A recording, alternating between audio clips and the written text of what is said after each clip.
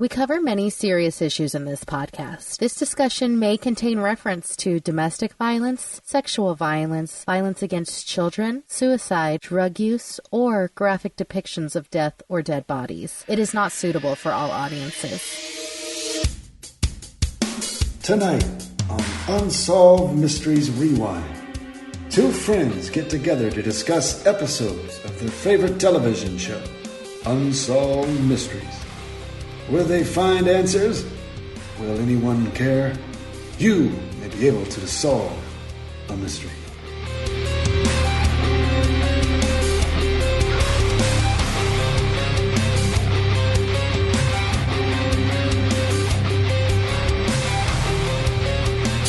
I'm recording right. Hello, you are listening to Unsolved Mysteries Rewind. My name is Kim, and I am joined, as always, by my co-host, Mark. Mark, how are you? I'm doing great, Kim. Thank you so much for taking the time to talk about this exciting haunted episode. And I mentioned before, in take one, that we're having a hard time getting this to work. And just technology is getting in our eyes, and it's the smoke is in our eyes, but we're going to get through it and get through this episode today. I'm excited. Yeah, exactly. Me too. We can't do this. So we are talking about Season 9, Episode 14, which originally aired on March 14th, 1997. Amazing. So it's 23 years ago. I mean, I watched some of these episodes, and I'm still kind of blown away by how, not only how long ago it was, but how, I guess, relevant some of these stories are, and how some of these are genuinely still unsolved. We're going to be talking about a number of things, such as spontaneous human combustion, which is just a fascinating topic to me. But and of course, Tupac Shakur, which we can't jump into the big stories yet because there are a few to we have to work up to it, I think. Yeah, exactly. I like to call this one the surprise sex offender episode. Yeah, I mean, well, it's a surprise because of the update that you will find pretty much only on Unsolved Mysteries Rewind. I think so, too. So the first story is Noble Brothers Run. So it's February 1996. It's like early in the morning, and Becky Wood is home alone with her 4 grandkids when 2 masked men break into her house. And it's not masked like you're thinking. It's like a scary, bloody Halloween mask. Yeah, it's very strange. It's one of these things, and they're super brutal about it. These are not. Yeah. Sometimes when we see these reenactments, it's kind of soft, but these guys were pretty rough, I thought. Yeah, no, it was scary. Yes, the masks weren't so scary because they were Halloween masks, but they're yelling and screaming like, "Where's the money, bro?" You know, they are breaking in, and they know precisely what they want, but they don't seem to know exactly where it is. Exactly. And they're like assaulting her, what's the combo to the safe? What's the combo? And she's like, I don't have it. So one of the intruders binds her with duct tape in the kitchen, and the other one she can hear ransacking her jewelry upstairs. So then all of a sudden, one of her grandkids who happens to be sleeping over, Matthew, stumbles out of the bedroom, and they just like hop on him, put a trash bag over his head. Oh my God. It is so, it's crazy. I feel so bad for Matthew at first. And putting the bag over his head, and grandma's, kind of defenseless because she's tied up. This seems like it's going to a very, very dark place very quickly. Exactly. I mean, there's only one reason that you would put like a plastic bag over somebody's head, and that's to kill them. So it's over horrifying, a kid's head, it's. Yeah. Now, I don't know about you, but whenever I hear somebody is bound with duct tape, it really freaks me out. Because duct tape is really sticky, and it's really have you ever gotten duct tape on you, and it's like you go to pull it off, you're like, it hurts, it's serious. Yeah. I've been duct taped before, What? but only because like I'm so afraid of getting raped and murdered that I would always have Jack like duct tape me or whatever and try and get out of it. This is getting a little too personal. No, it's nothing sexual or anything. But I was like, I need to know how to fight my way out. So he actually would like put duct tape over my mouth, and he said that if you lick it, it like loses its stickiness, and that's totally true. All right, so this is a good tip to know. I always, and this is going to sound a little gross, is things are getting weird in this episode, people. So, I always wondered, like, if my mouth is taped, and I were to just kind of keep pushing saliva through, separating between my lips and the area, wouldn't I? Yeah, I mean, I was thinking that it would break down eventually, and I'd be able to bite it or something. So that does work. It's not even that much saliva. Like if you just licked around your lips, it just starts coming right off. It's crazy. So good tip out there. So if you're going to use duct tape, what you need to do is not just put one piece. You need to wrap it around the whole head, I think. We do not endorse any of this kind of behavior. We cannot be responsible for this. But in a movie, that would be the right way to do it. But I think they make special duct tape for people who play role, they role play and stuff like that, where it's less sticky. So if you do want to kind of play with this kind of stuff, we encourage you to at least use a safer product, not just plain old duct tape. And I cannot stress enough that my husband duct taping me was not sexual. I know. just teasing. But anyway, Becky hears the men start to like drag the safe out of the house and start her car, and they leave. So one of the other kids wakes up and cuts her and Matthew free. So she goes to call the police, but the phone lines and the alarms were cut. Eventually, the police are called, and it turns out that the intruders took off with $20,000 worth of jewelry, her car, and a safe full of $18,000 of cash. See, when I heard that the alarms were cut, I was thinking, this has to be a real pro, because when you cut an alarm, doesn't it go off? It just doesn't... There's like a fail-safe, it's like when it doesn't have, usually you have a bell, and that bell is battery powered. And if you cut the alarm, that alarm would go off. That's the way it was in our house when I was a kid. And that was like an alarm system from probably the 70s or something. So anyway, I'm just throwing it out there. Yeah, totally. Well, and I know you've mentioned too that is so much cash and jewelry to have on hand. Like that's crazy. Yeah, I mean, I guess it's a good spot to keep your cash. But I just don't recommend people putting $18,000 in cash, which is probably worth $40,000 now, in a safe that can be dragged out of the house. Yeah, that's very true. We do find that later that day, the police found her car, and the next week they actually find the safe, which is just empty. She had a Lincoln, by the way, not a cheap car. Well, I mean, $20,000 worth of jewelry. They were obviously doing something. Yeah, they were doing something right. The detective says that the intruders knew too much to be strangers. They knew where the alarm was and all that. So about 100 miles away, the jewelry starts showing up in all these pawn shops. And somehow police are able to conclude that it must have been a man by the name of Larry Juster. So we find out that his real name is Gary Noble, and his brother, Ted Noble, him and Ted worked for Woody, the husband, a few months before. Well, I do have a question. I'm sorry to interrupt you. So pawn shops. Pawn shops to me are a fascinating part of American culture. I'm not sure if it's really big in other countries. But pawn shops... I don't know if you've ever gone into them or anything like that. Oh, yeah. Okay. I mean, so it's like going to a garage sale, except everything is a lot better, and more expensive. So yeah, the thing that I find so strange is, from what I understand anyway, if you're selling something to a pawn shop, you have to show proper ID. You have to have, especially if it's jewelry and stuff like that. Now it could be something where it's kind of like, look, I just need the money. Give me whatever you want. I'll just take it. And the pawn shop just, they do tend to be a little bit shady. Maybe they just kind of cut a too good to be true deal. Or, I mean, I'm guessing that's how they figured out that it was Larry Juster. He probably had a fake ID. Yeah, but I'm saying it would have to be a good fake ID, because pawn shop guys are probably, pretty good at detecting fake, counterfeit stuff. So I would imagine so. I'm sure they see it a lot. But I'm just saying, I think that it's always strange to me whenever this kind of pops up. And this is the mid-90s. So it's, there are computers in the world. And yeah, very true. Very true. Well, the brothers actually find out that the cops are after them. I don't know how, but they decided to flee Ohio. And then that's where we kind of leave before the update. So we do get an update. 1 month after the broadcast, they were arrested in Nashville after a high-speed chase, and they pled guilty to charges of theft, burglary, robbery, and tampering with evidence. So they each received between... There's more. There's so much more to this story. See, at first, we think like, all right, cool. All right, they caught it. This is it's amazing. Unsolved Mysteries solved the mystery, sort of, right in front of us. No, definitely. I mean, it's great to know that they're free, but there's so much more to this story. So they each that they're free, that they're caught, I meant to say, but they each received 3 to 15 years, and they have since been released.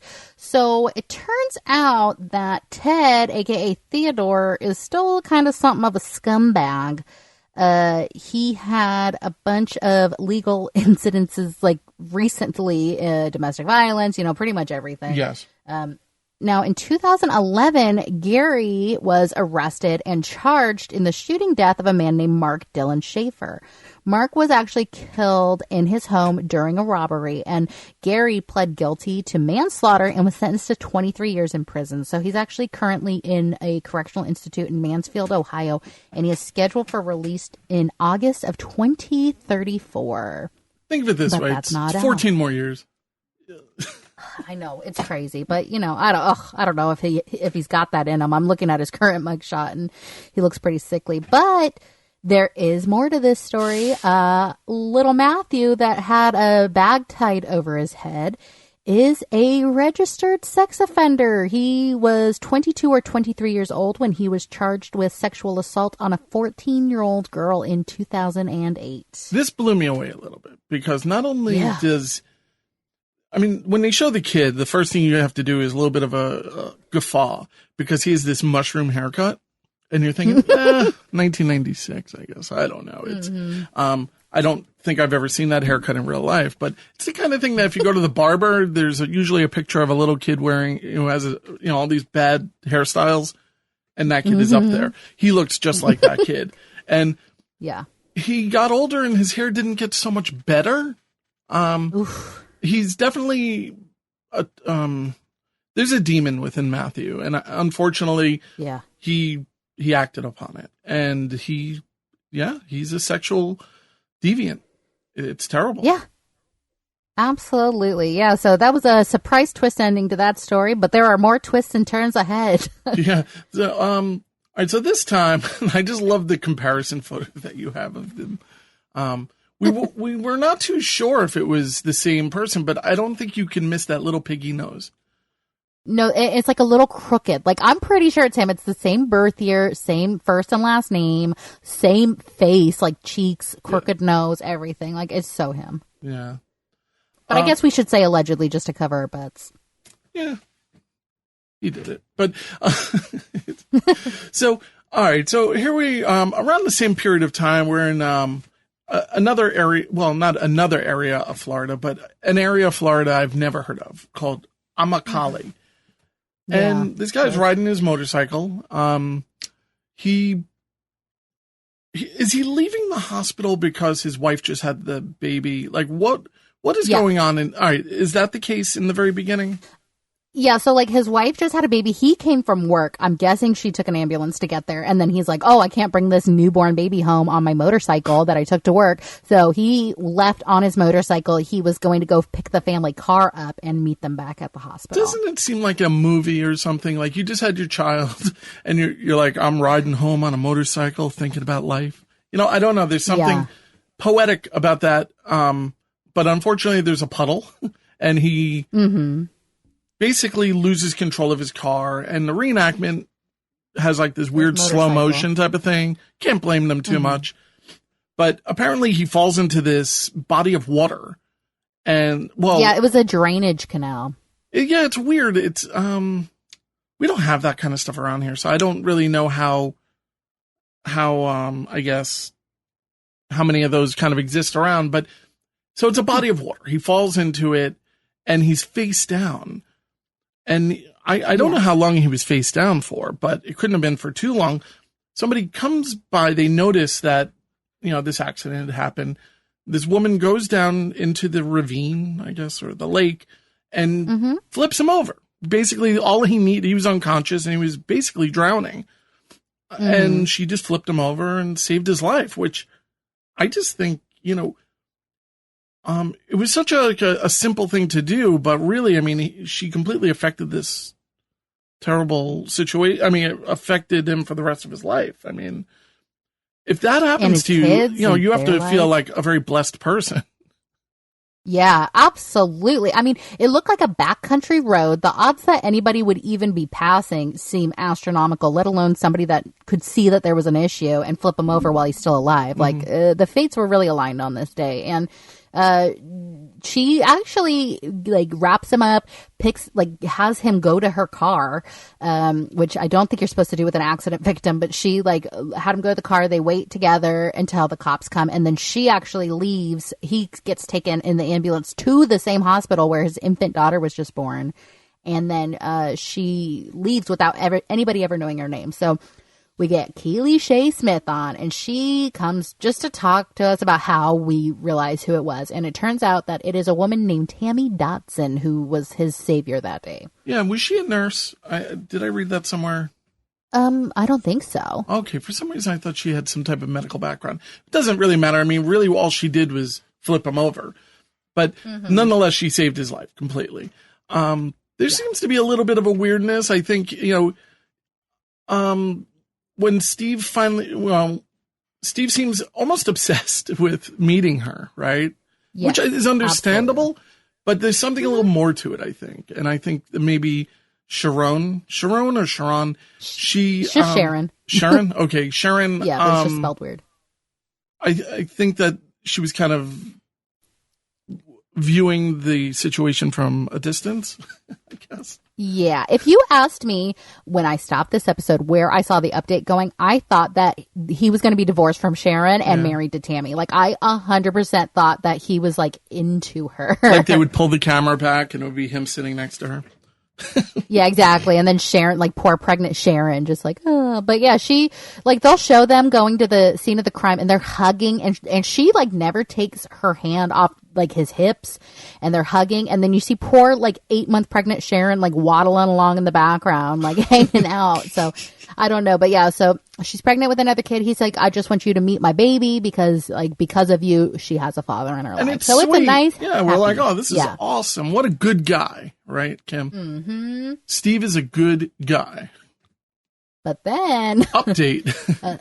Yeah, a little digging found that in 1999, Steve was charged with 4 counts of lewd and lascivious acts with a child between the ages of 12 and 16 when he was 30. Oh, my God. What a scumbag. So he's actually a registered sex offender. He lives in Vermont, and now he's got a bunch of little kids running around. He's, like, married to somebody else, and he's got a few new kids. Yeah, I found everybody on Facebook, and I gotta say, I think Sharon comes off smelling like a rose. She's like a bodybuilder now. She has like a super hot husband she's married to, and I'm like, good on you, Sharon. But that's another thing, so obviously that marriage ended terribly. There's a child involved and everything, but he's remarried now, and, it's, how many kids total? I mean, it's scary to me. From what I know from like Facebook and all that stuff, he has the 2 girls from the first marriage. He has 2 boys now. Oh, I know it. I don't know. Sharon is actually a retired corrections officer. I'm sorry, that was I think you mean Tammy is a retired sheriff's officer. Tammy, the one who saved him, not Sharon. That's what I meant. I'm confusing the two. Thank you. It's okay. This is a cursed production, lest we forget. Yes. But go on. Well, I was just gonna say the other kind of fluff story that we have before we get to the real meat of this is another little kind of throwaway story. Almost, they spent like 6 minutes on it, but this girl Virginia Burns, she's like pouring through baby photos of her with her father Joe. And it turns out that the baby in the photos is not her. She thought it was her whole life. So her mom said, oh, that's just a friend's baby. Don't worry about it. In 1991. Wait, all right. So you have a baby picture in front of you, right? And you're like, at some point, somebody had to say, oh, that's a picture of you. Had to. Absolutely. But it's like, what are they just like having drinks one night? And they're like, you know what? That's not you. I don't know. It's so I don't know, cruel. but it seems... It's horrendous. And like you said, I'm sure she felt her whole life that was her. It wasn't until she was in her 30s that anybody even told her that it wasn't her.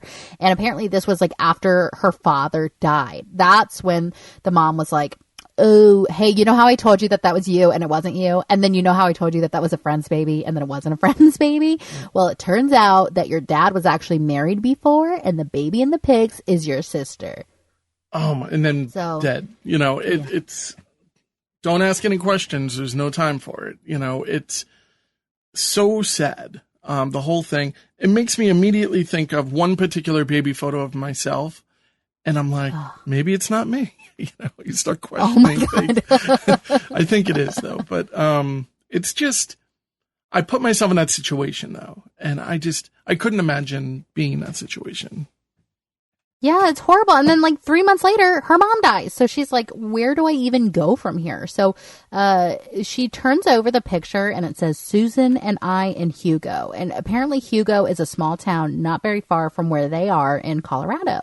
So in 1942, we find out that Virginia's father worked at as a busboy in a diner, and he kind of fell for the owner's daughter.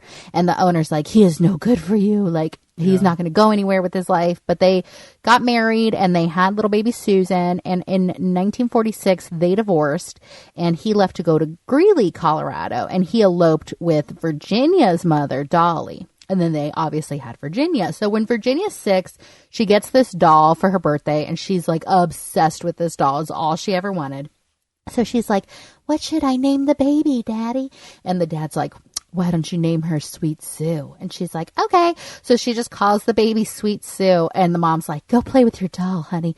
So she goes and takes the doll, and she's like, Sweet Sue, really? Because now we know that her sister's name is Susan, and he was like thinking about his first child. It is twisted. I didn't like this story. I just thought it's one of these type of things where people make decisions that work best for them, but they don't really take into consideration how it's going to affect these children as adults. And I definitely feel like that's the 1940s of it. Like, we did not care as much about children's feelings, you know, as we do today in 1940. So they're like, you know, she never knew Susan. She's never going to miss her. But yeah, it's a messed up story, honestly. But, you know, there is some good news. A, there's no sex offenders in the story that I know of. But B, the first on one the night of the broadcast, right? I know, seriously. But on the night of the broadcast, Bethina Susan King from Oklahoma City called in and said she was Susan. And Susan and Virginia talked on the phone, made plans to meet, and that's where we leave Unsolved Mysteries. But I did find a picture of them reunited. I thought it was sadly so sweet, this photo. I don't know why. I thought it was so nice. I know, I love getting some type of closure with some of these stories. And once in a blue moon, we won't have any physical, there won't be a photo, there won't be something. But I always like to see that they're physically together. And I don't know, I felt good about this story. Hopefully they remain friends. Well, I believe that they did remain friends. Apparently, she had been searching for her birth father like her whole life. And it is nice to know that they have each other now that, you know, the parents are deceased. There's one family member left. But sadly, Virginia, our main girl with the doll, she'd actually died in 2019. Now, one thing, Susan's first name is very, very unique. I never heard of this name. It's Perthina. Mm-hmm. I'm not going to give her a whole name, but Perthina. It's just such a unique name. I don't know what kind of name that is. I don't either, but it was then changed to Bethina, which is also kind of interesting. Yeah, Perthina, Bethina. It's all very interesting. Yeah, but all in all, I'm glad that they also had closure. Having this kind of gaping hole in your life cannot be easy. So yeah, I can't imagine. But speaking of gaping holes in the floors, and hey, you know, my transition there was better than the title of this next segment from Unsolved Mysteries. Oh my God. No, I was actually impressed. But yeah, this segment is tastelessly called Up in Smoke. I thought it was going to be like Cheech and Chong or something. So we have a couple different stories of something that I personally think is a very interesting topic, which is the topic of spontaneous human combustion. Yeah, exactly. Now, before I started Oh, please. No, you can, please. I was going to say, no, before I started researching this, I thought that it was a fact. I didn't realize that it was like, is it real? Is it not real? Like, I thought it was something that happened. So I am just learning this at 31 years old that this is not a real thing. Yeah, I think the jury is out on this as to what it is precisely. Because I think that there are different things that are happening, but I also think a lot of it, probably 90% of it, can be explained away as having a real solution. But some of these things just seem absolutely so strange. Totally. And that's 100% the way I feel too. I am keeping the possibility open because I think it's exciting that there are certain things that we just don't know about. But I do think that a lot of these could be pretty easily explained away. So the opening is, it's always fun to see these people. They're just kind of hanging out in the kitchen, and something bad is about to happen. And this smoke starts pouring out of a woman named Kay's sweater. And she's like, yeah, like her shoulder blade. It's like, what is that? And did she say that she felt that it was on fire? Yeah, she's like, Mike, and she starts like stripping off her clothes because she thinks that her sweater's on fire. So she takes off her sweater and they can't find any source of it. So she's like, oh my God, I'm still smoking. So she takes off her shirt and she's just standing there in her bra. And Mike, her husband, says that the smoke was coming from her skin and that there was no burn marks in the clothes. Why does Mike know what burnt flesh smells like? Well, Mike actually used to work in a crematorium, oddly. Yeah, it's like a 7-Eleven job when you're 16. Yeah, So yeah, Mike, you even made a note here. What are the odds of that one? But, yeah, I mean, that's a pretty eye-opening type of, eye-opening. I guess it's a nose-opening type of smell. So we have, you point out that if you have a keen eye and you're willing to watch it very closely, you can see a type of steam machine, implanted. At 22 minutes and 30 seconds, you can see when she's taking off her sweater that there's like all these tubes and wires going up to her sweater. That's like the machine to pump the steam out. But a second later, it's all gone because it's shot from a different angle, and she's just in her bra. So spontaneous human combustion, I think, and please correct me if you disagree with this, is essentially when a body will just spontaneously, for lack of a better word, go up in flames and disintegrate. You become a funeral pyre and leaving almost nothing. And very often the surrounding materials and, like if you're sitting in a chair, very often the arms of the chair may appear to be untouched, but you just burned right through it as though like a laser just popped you out of existence. It's so bizarre because there are so many things next to the, piles of ash that are left that look like those should have gone up. I don't understand how, like you said, arms of furniture will not go up. But I will say in all of the cases that I looked into that weren't on the Unsolved Mysteries, including one that was on the Unsolved Mysteries, like almost always the feet are left behind of the person. It's like often the feet and in one case the head. Ooh, yeah, part of the head. And it really does make me think about, if somebody is, if they're obese and they have, they don't move very much and maybe they have a very poor diet or they abuse some forms of substances that may be flammable, I would imagine that eventually you could become something that would ignite. If you eat too many carrots, your skin turns orange from the beta carotene. The body can only hold so much before it starts kind of seeping out of its pores. And I'm just interesting. It doesn't, I guess, it's not completely not believable that if somebody is just boozing it up and eating really terrible foods, that they're secreting all of these things that could ignite, or maybe they're on medication that could, accelerate that. Yeah, and I totally agree with you. And basically we have two guys come on. One guy is in the camp of spontaneous combustion is 100% real. His name is Larry Arnold. He actually wrote a book called Ablaze. And then there is somebody else who is like the owner of like Skeptics magazine.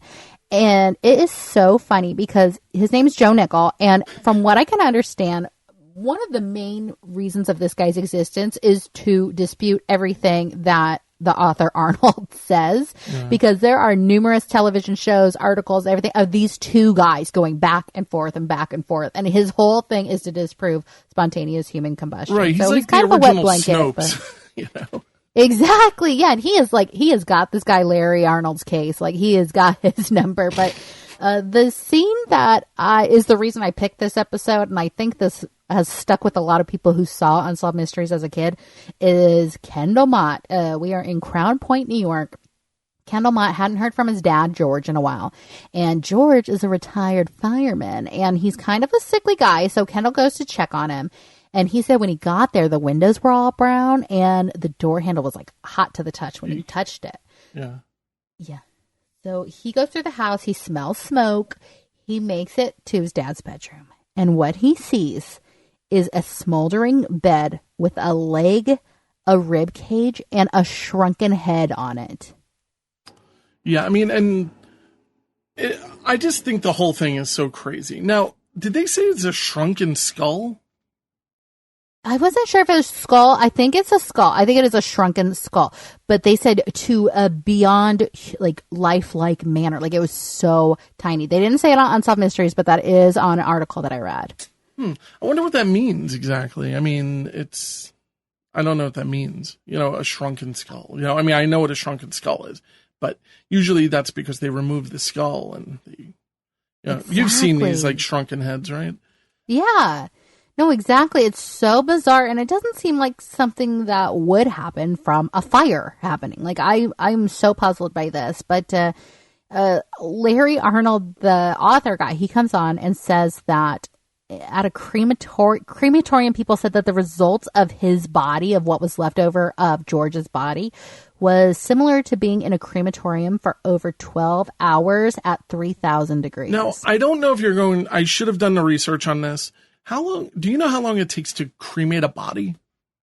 No, that's a great question. We should know this. Yeah, that is, I feel really dumb for not knowing that, which is why I'm going to do a quick search for it. But I'm just kind of curious because I cannot imagine it takes 12 hours at 3,000 degrees to bring a body to ash.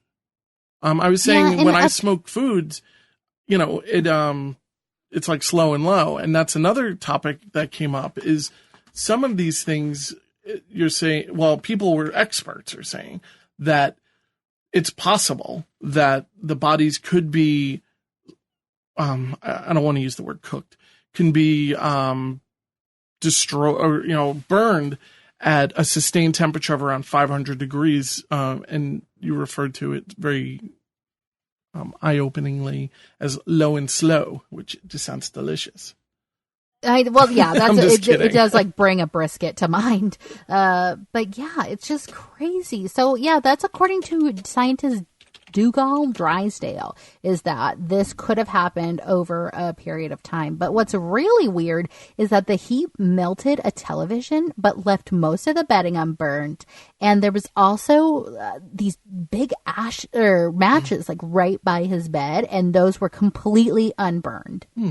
And he actually was on an oxygen machine, and it was still pumping air. So Joe Nickel of Skeptical Inquirer magazine says that George was a former smoker, and maybe, for old time's sakes, he decided to light up a cigarette, and that is why we have a classic smoking in bed death, is what he says. And it's interesting because smoking does account for 1 in 4 fire deaths, according to the National Fire Prevention Agency, which accounts for 590 people per year die in fires caused by smoking. Oh my God. I remember when I was a kid, there was a famous TV movie called The Burning Bed. Mm-hmm. Where I believe it was about that. But I do have an answer here. Cremations can take, I don't know what can take mean, about 3 hours, and processing the cremated remains takes another 1 to 2 hours. So let's say about 5 hours to cremate an adult. Less time than I would have thought. Yeah, I mean, I'm not really sure what the process is. I don't want to learn. That's something. It's just one of those things that I'm just not going to go down that rabbit hole. Sometimes. But here's something I will tell you that I think is important as far as cremation and ash is that from my understanding, you are left as a pile of bones and they break up the bones and that's the quote unquote ash that you get. So it's not completely gone, whereas this guy was almost completely ash. Have you ever seen the remains of a person? Yeah. Okay. Yeah. So you see, it's almost like a rubble. In a way, it's. I mean, nothing's identifiable. Thank goodness. It's not like you're getting like, oh, that could be a part of a femur, but everything gets. I guess I'm not sure how they do it, but I'm going to imagine they have a tamponing device that basically breaks it up into tiny little pieces. And the first time I saw that was for my roommate's dog who was cremated, and I don't know, just something about it just made me just really bummed out. I don't know. I know. When I was a kid, like that really bothered me, just the idea of cremation. Because I remember, I think my parents were like going to go scatter my granddad's ashes. And I was just picturing like grabbing like what used to be an eyeball. Like that is so crazy. And I remember that like really messed me up as a kid. As an adult, I think I probably will be cremated, but I really don't like to think about it. I didn't know if that was too personal. As a Jewish man, it's against my religion to be cremated, but I really want to be. So this is a big discussion that my wife and I have had because I don't personally enjoy the idea of being buried. What if I'm still alive? No, but you get the little bell. Ding, ding, ding, ding. Dig me back up. So she knows that I want to be cremated. So I'm putting it out there on a podcast. So, okay. I know Jack said he just wants to be tossed out in the compost pile, but I think my neighbors would look at me weird. They have that. Have you ever looked into Yeah, actually. I think that is kind of probably what we'll lean to, but I don't know. These are decisions we should make sooner rather than later and get down on paper because after you're dead, I'll get such a fight. Yeah. I mean, I don't know. Maybe just put a seed down in my mouth and then bury me. I don't know. Yeah, that's what he wants. He wants to be like naked with a seed in his hands. I was like, all right, sure. I want to wear a tuxedo. So so nonetheless, I just, there's something to me anyway that with cremation, there's a genuine completion of existence. Yeah. While the, interesting. Letting the earth feed on me is just not a comfortable thing for me personally. Yeah, for sure. No, I totally understand. But, speaking of end of existence, we time travel a little bit back to 1966. It's December 4th, and friends visit 92-year-old Dr. Irving Bentley at about 9 p.m., and he's alive, well, everything's good. On December 5th, the next day, meter man Don Gosnell, who works for the gas company in Pennsylvania, he's like, I didn't hear from Dr. Bentley, so I just let myself in. And apparently this was okay with Dr. Bentley because he was like infirmed. He used a walker, and basically he had told the the gas company, like, if you don't hear from me, come on in. It's okay. So the meter man goes down and he sees a 14-inch neat little pile of ashes on the floor. And so he looks up and he sees that there's a huge hole in the ceiling above him and there's still embers around the ceiling. So he's like, that's weird. I'm going to go check that out. So he runs up to where the hole was, and it turns out it was in the bathroom. And in the bathroom, he sees a burnt, like a charred walker. It's like half melted. And it's crazy. Yeah, exactly. And part of a leg near the hole. And he said it was so discolored, he didn't even know what it was. And we do learn that his head was actually left at the scene too. So he probably runs like hell, I would imagine. And I kept seeing something in the toilet on Unsolved Mysteries, and I'm like, is this his head? Because I'm going to be so upset if I know that this poor man's head landed in the toilet. But apparently, yeah, exactly. Isn't that just like the worst way to go? But apparently, it was a broken water pitcher. Now, Larry Arnold, our team spontaneous human combustion guy, he thinks that the doctor got up to pee and then just combusted. And they show such an upsetting reenactment in the reflection of the hallway mirror that you just see this old man just suddenly catch on fire. It was crazy. Yeah. That whole story is kind of crazy. One thing just occurred to me though.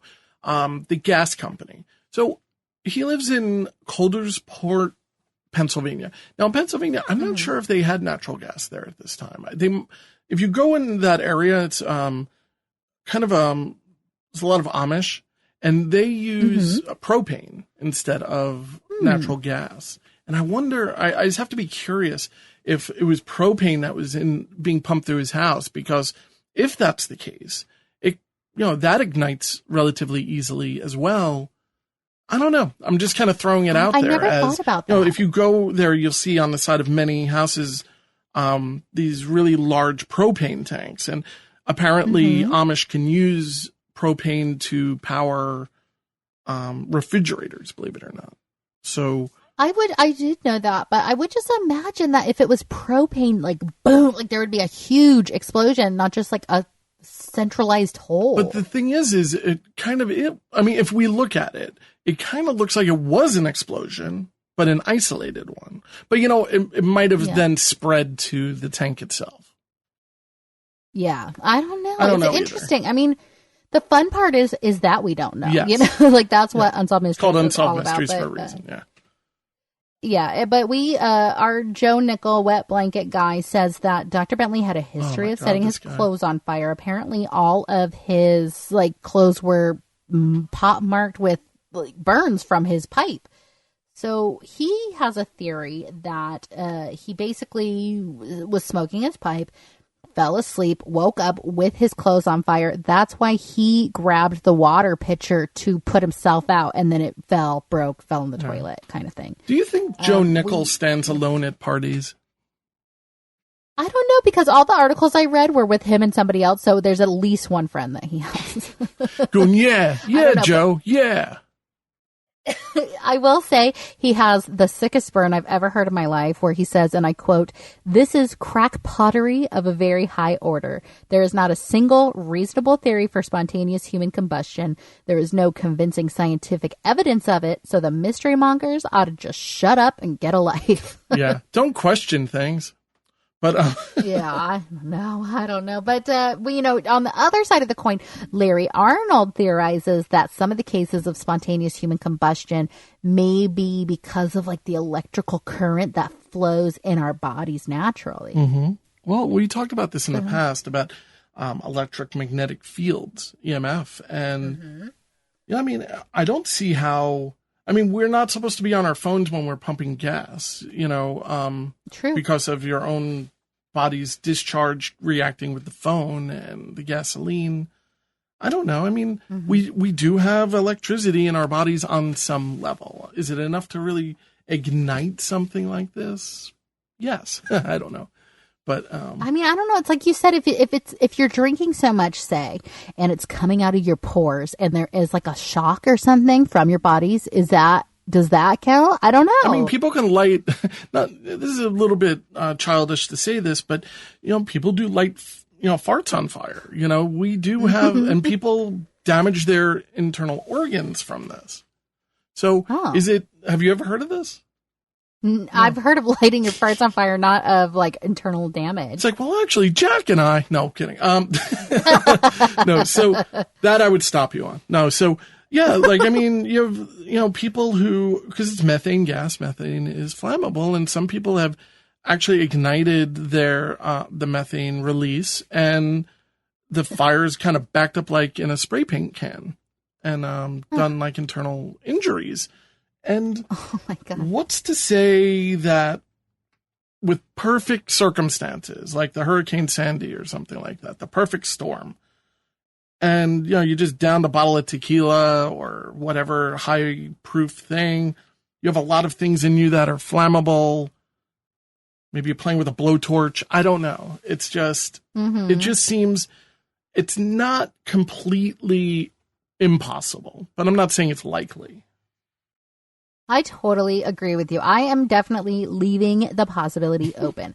But I will say, I just want to end on 1851 scientist Justus von Liebig said, I like and him. I quote, The opinion that a man can burn of himself is not founded on a knowledge of the circumstances of death, but on the reverse of knowledge, on a complete ignorance of all the causes or conditions which preceded the accident and caused it. So we had skeptics back in the 1800s. Now, one of the best things that I learned from this segment is the fact that original linoleum is highly flammable.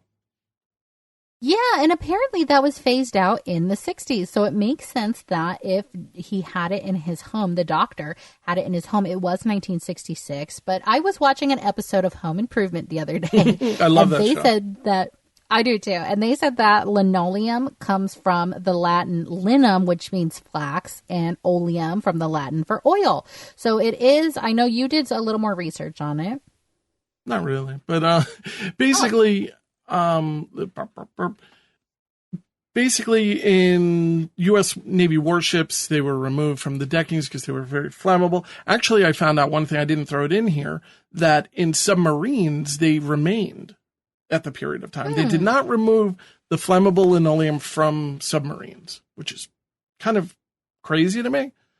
But yeah, the core ingredients are pine flour, pine resin, pigments, and linseed oil. Very interesting, but you kind of made a connection towards Robert Stack, which I thought was kind of interesting. Yeah. Well, there's this horrifying effect called the Stack effect. And any chance to do a play on words with Robert Stack's name, I am there. So apparently what happens is that, you know, a fire is going to burn up all of the oxygen in the room. It's going to just use it up.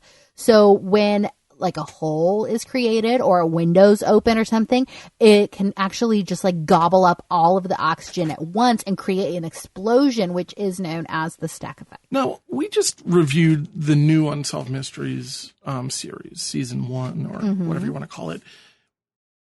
What is your idea? What would be your opinion if they'd come to the table and they said, we're not going to call it Unsolved Mysteries. We're going to call it the Stack effect. Oh, I'd be down for it, but then you'd have to like reanimate his body, and I don't like that. It's kind of true, but you can do claymation. That's true. It'll be like those the Christmas time, you know, things with the snowman, Frosty. I got you. All Claymation. Right. Yes, is that? I don't know if that's claymation, but anyway. Yeah. Let's get on to hip hop now, because this is our third time's a charm when it comes to sexual abuse. So. Yeah, exactly, because we are talking about convicted rapist Tupac Shakur. By the age of 25, he had 4 platinum records and, quote, starred in 5 feature films. And he was actually in an episode of A Different World that I found on YouTube, which makes sense because he's friends with Jada Pinkett Smith. And I know you have some interesting Smith information, but a lot of this info I got from... Quotes are uninteresting. Well, it's all stuff we got to consider, yes. But I got a lot of this from Wikipedia, and we meet a bunch of people that talk about how he was just the greatest guy ever, you know, such a brilliant guy. Wait, we need to preface, do you know anything about Tupac Shakur before you started doing the research? No. Yeah, me not at all. I mean, I've heard of him. Of course, I was not into this form of music. I don't want to say I'm against hip hop, but I was more of a Run DMC late 80s fan of the hip hop genre. And I kind of really didn't follow this entire period of music when it comes to rap. Like you said, I knew who he was. I was aware of him. I knew he got shot. I was 8 when he got shot, so I wasn't like aware of it then. But I will say now I'm like a little more into Tupac, which is weird because I don't like supporting rapists. What? But I will say his song "Hit 'Em Up" is like my new summer jam. It is so good, and I love like kind of, I know you've said like thuggier rap where it's like, I'm going to shoot you, I'm going to bang your wife, like all that kind of stuff. I like that when I'm running because it amps me up. I'm like, yeah, I am the great, I am going to bang your wife. Like it just gets me so excited. That is too funny. But we meet DJ Sway, and a DJ Sway is like a MTV VJ, I think, but he was kind of a street tough between 92 and 95. I'm talking about Tupac now. He was arrested 8 times. Yeah. Now, one of the times that he was actually arrested is because he was signing autographs at this like playground, and something happened where everybody got out of control. There was kind of a melee. So he pulls a gun. The gun falls. One of his little entourage members picks it up. While he's picking it up, it discharges and shoots a 6-year-old boy in the head, killing him. In 1995, he settled with the mom of the little boy for about $500,000. But God, horrifying. So I just think it's kind of crazy that, all right, it's your gun but it's just, I don't know. That is such a weird series of actions, you know. I know. And then to put a price tag on that little boy's life is so insulting. Yeah, it really is. I just want to mention, it also says here they was shot so many times. What was he always being shot up for? I've never been shot, so. Well, you're not a hip hop rapper either. I mean, look at like 50 Cent and all this. Like, I think that's just part of the game. I'm MC Marquimos. No, it's not. I like that. That's my persona that doesn't exist. So. Well, in 1994, he was shot 5 times in the lobby of a New York City recording studio. And there is a picture of him that we will put on the Facebook of him getting wheeled into the ambulance, flipping everybody off, because apparently Biggie Smalls' like entourage came to run and see what happened. And he thought that Biggie was in on it. So he's like flipping off the entourage. We'll get back to that a little more later. But in 1995, he served 8 months in prison for being one of 4 men in a gang rape of a woman at gunpoint. So screw this guy. And he's already famous at this point, right? I mean, yes, I think. I'm not really sure. Yeah. I'm really, what I'm thinking is he's probably at a point of his life where now he is abusing celebrity.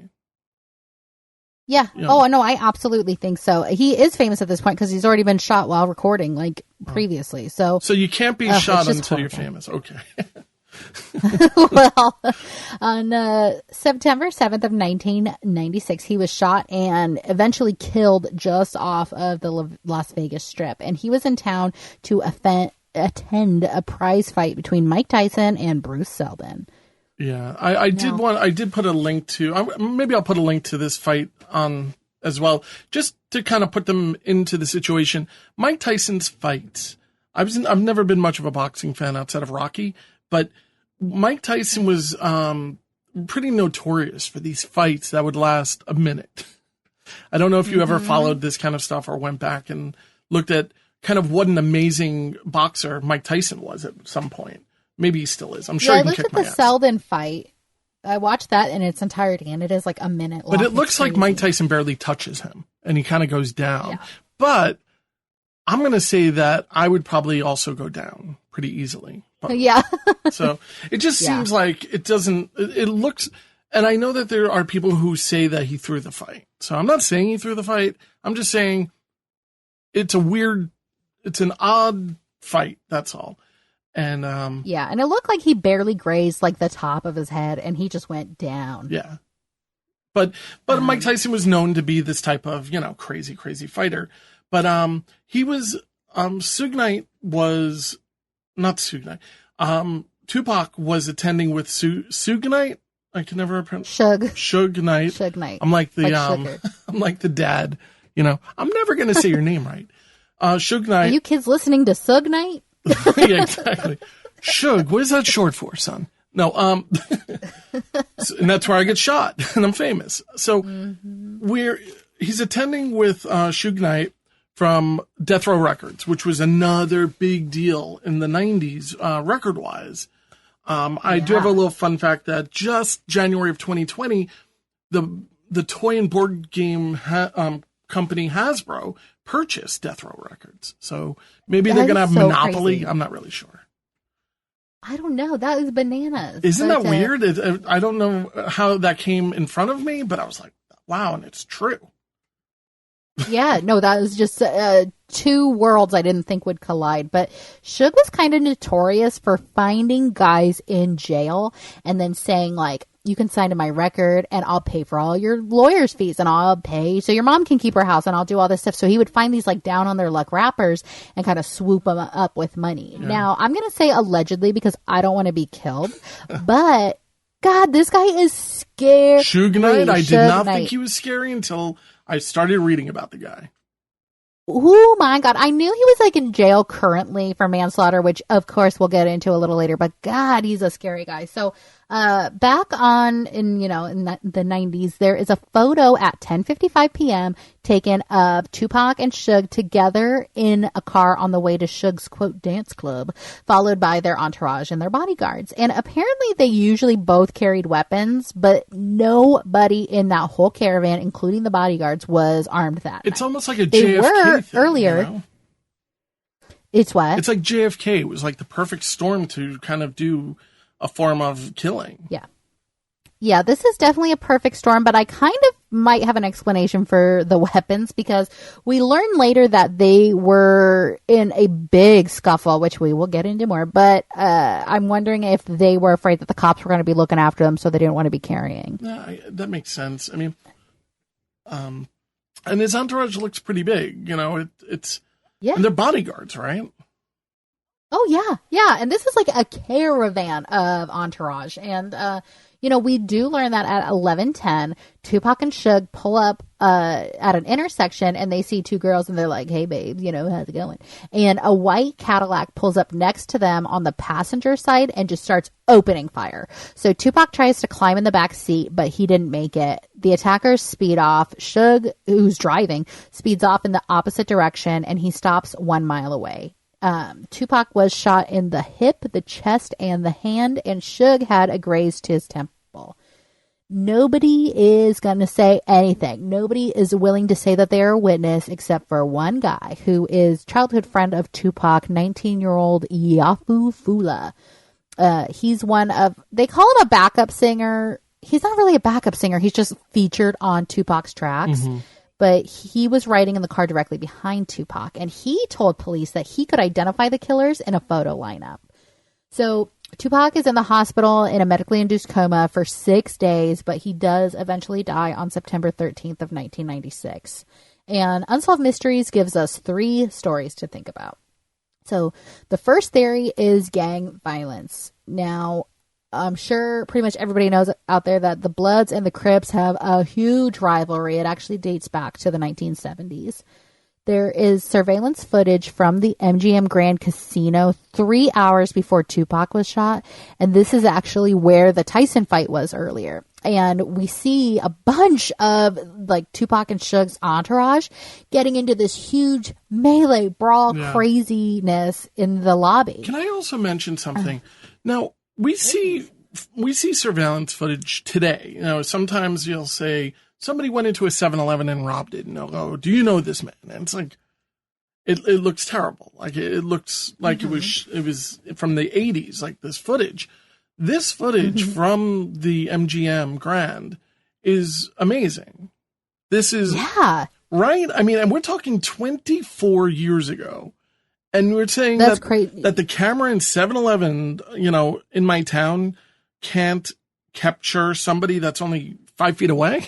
It's amazing. I know, and you could seriously see like the clothing that they were wearing. Like you could tell these guys were wearing like silk suits and stuff. Yeah. And like it was great footage. It was, I'm kind of blown away by the fact that, there's really cheap surveillance footage and then there's Vegas surveillance footage, which, of course, I can only imagine how amazing the quality is now.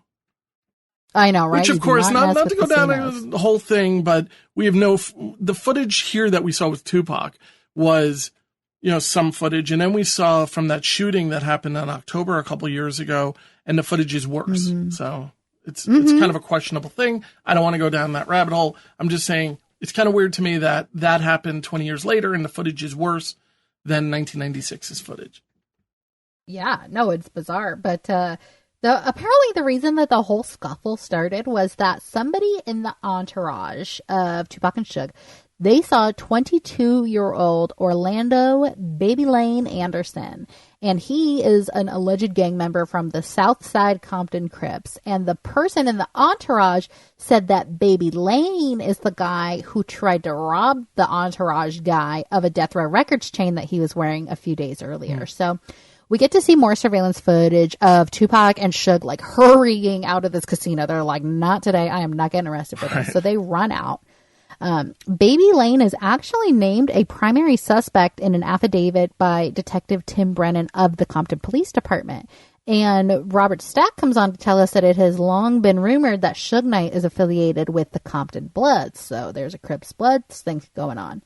Now, Baby Lane filed a lawsuit against Death Row Records for the fight because what would you say that fight was, like 15 guys on one? It was crazy. Yeah, it was, but it was like also a thing that only lasted, a minute, not even a minute. Yeah, exactly. Well, he would have been dead for sure. Mm-hmm. It's just crazy. So he files a lawsuit, and in response, Tupac's mom files a wrongful death lawsuit against Baby Lane.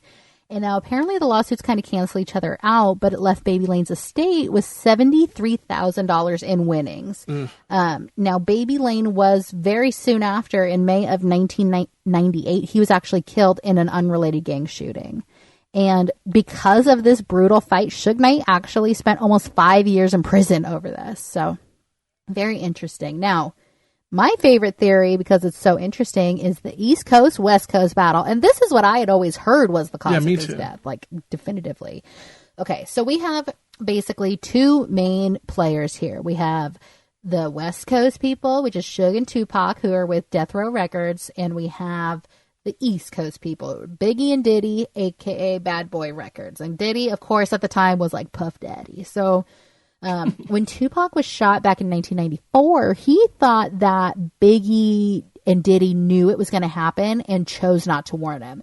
Now, immediately after Tupac was shot, Diddy released a Biggie single called Who Shot Ya? So he's Tupac thought he was taunting him with this. Now, in a music video called Two of America's Most Wanted, which featured Snoop Dogg, Tupac publicly accuses Biggie and Diddy of setting him up. And so it's like this dramatized Scarface knockoff kind of thing. And he's like, hey, pig, hey, Buffy. So which obviously is like a play on words of big and puffy. But like, you shot me. And they're like, no, man, we didn't do anything. And then in the video, Tupac's guys shoot and kill Puff and Biggie. Yeah, I don't know how you're keeping those two separated. I'm not doing a great job no, of it. you are. But in that Hit 'Em Up, he is 100% clowning Biggie and Diddy by name. Like, it's crazy. And Fula is Yafu Fula is in the video too. If you want to look at it on YouTube, he starts at about 2 minutes and 35 seconds. But weeks before he was shot in Vegas, he went on a radio station KMEL to talk to DJ Sway. And he was talking about how he knows that Biggie's guys shot him and how he is like just destroying Biggie and Diddy. So he is not afraid to go on and name names of these guys. So March 9th, 1997, Biggie was shot to death leaving a party in Los Angeles.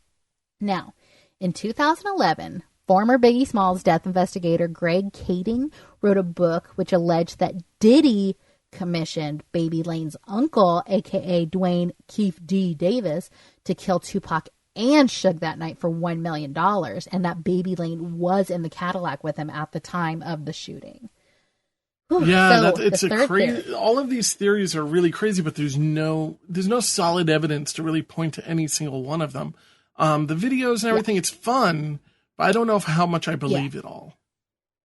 And, we're just putting this out there. I'm definitely not publicly accusing anybody of murder. But, we're just putting it out there for you guys to digest. Now, the third theory, which is kind of bonkers, is that Suge set him up. And while I don't put murder past Suge Knight, I don't think that he would intentionally put himself in the path of the bullet's trajectories. Like, that just seems like a close call. But on Unsolved Mysteries, they're like, how did the gunman know where Tupac would be? How come the gunman didn't try and kill Suge? Why didn't anybody have weapons that night? I don't think it would be that difficult, personally, to see, hey, I see him. He's staying at this hotel. He's in the casino. Let's keep following him. He's in this car. We're following him, following him, and that's it. I mean, it doesn't seem to me to be that difficult to kind of track somebody. And not for nothing, these guys were not laying low. They had their windows rolled down. They had their whole entourage with them. They're blaring the music. Like, they're a pretty big target. Right, and they're in rock star mode. It's like they want everyone to know, this is where I am. This is who I am. And, and it really is kind of a glitzy lifestyle that they're leading. And I don't know. I mean, I don't think it was a random thing. I don't buy into that for 1 second. Me neither. But I don't think that Suge Knight would put himself in the line of fire. I don't think so either. But, we have to discuss, he is a super, allegedly, dangerous guy. He once supposedly hung Vanilla Ice off the side of his hotel balcony by his ankles in order for Vanilla Ice to sign over the rights of Ice Ice Baby to Death Row Records. Yeah. That's a crazy story. A famous story. Also, yeah, former Death Row Records star Snoop Dogg has publicly accused Suge of having Tupac killed. Now, Detective Russell Poole kind of postulates that he thinks that Tupac was getting ready to leave Death Row Records and that Suge, who was having serious money problems at the time, had him killed to prevent that from happening. It is also widely thought that Suge orchestrated Biggie's killing as revenge for Tupac's killing. So we come up to 2015. On January 29th, Suge Knight crashed his car into two men, killing his friend Terry Carter, and that all took place in Compton, and he then fled the scene. Witnesses claim that he followed the men to a burger stand parking lot after an argument on the set of that film Straight Outta Compton, and the collision looked intentional. Now, I have seen the security footage, and I definitely think it looks intentional. Like, that is a messed up video. If you guys want to see a snuff film, it is on YouTube. Wow. That movie Straight Outta Compton, which I've never seen. Me neither. Compton's a tough area. Have you ever driven through Compton? Oh, yeah. Oh, yeah. Oh, I've been out there. Yeah, I've been there. No, and it's one of those things where, I was out there and I rented a car, and I did not look at where the car rental place was, and it was in the middle of Compton.